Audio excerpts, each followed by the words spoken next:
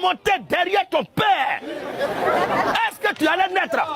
Qu'est-ce que l'Africain a aussi perdu? Sommes-nous tombés aussi bas que ça? Sommes-nous aussi misérables que ça? Abat les Bessa! Abat les lapés! Abat les lapés! Alléluia! C'est que Dieu t'a donné, toi sorcière, toi femme maudite là, fils du diable. Oui. Est-ce que c'est pas ta tante ou ta grand-mère, petite bête? Amen. Est-ce que ta grand-mère a lapé en bas de ta mère pour que tu naisses? Question. Espèce de sauvage. Amen. Alléluia. Amen. Il ne faudrait pas que toutes ces bêtises, les déchets, les pourritures que les gens regardent à la télévision soient déportés en Afrique et en Côte d'Ivoire ici. Il faut quelqu'un pour se lever et crier contre ça. Amen. Et cela même au prix de ma vie. Même si je dois mourir pour ça, mais la mort, c'est Dieu qui décide. C'est pas parce que les autres ont fait qu'on doit forcément faire ça. Toi-même, tu es né des rapports sexuels entre un homme et une femme. Et toi, tu trouves que cela n'est pas bon.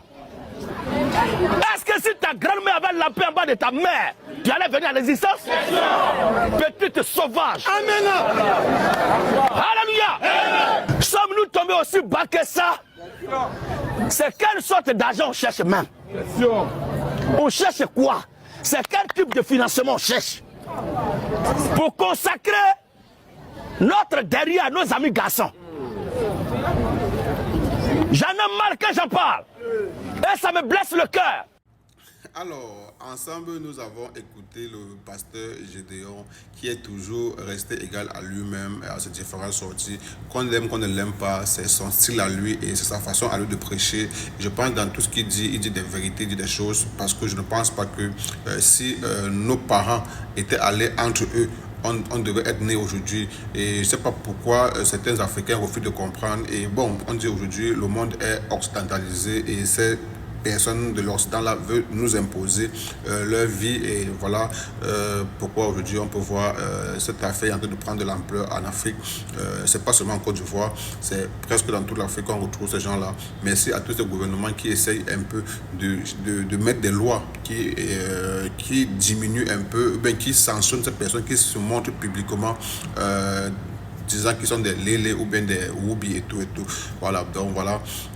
Imaginez un instant que toi qui es aujourd'hui lélé là, si ta maman avait été aussi lélé, je ne pense pas qu'on devrait parler de toi aujourd'hui. Pensez au moins à ça et dites-vous que nous sommes des Africains, on a nos valeurs, on a nos mœurs et qui ne sied pas toujours avec l'Occident. Je pense là-bas en France, je prends un exemple, peut-être la France qui s'est mêlée sur l'affaire de la Côte d'Ivoire concernant les roubis.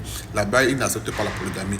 Mais je ne pense pas qu'aucun pays africain ait venu demander à la France pourquoi est-ce que chez vous, vous refusez la polygamie. Mais quand en Afrique, un État refuse quelque chose qui peut-être est dans l'intérêt des Français, vous allez toujours voir, ils vont se mêler. Et on a vu le reportage de France 24 qui essayait un peu de menacer les blogueurs et les influenceurs qui parlaient, qui appelaient le peuple à faire une marche contre ces roubis-là. Mais je pense quand même que la voix des blogueurs et des influenceurs ivoiriens a payé parce que, néanmoins, si je me trompe, le gouvernement ivoirien a mis une loi sur pied qui permet de sanctionner toute personne roubie qui se manifeste en public ou bien qui s'exhibe en public.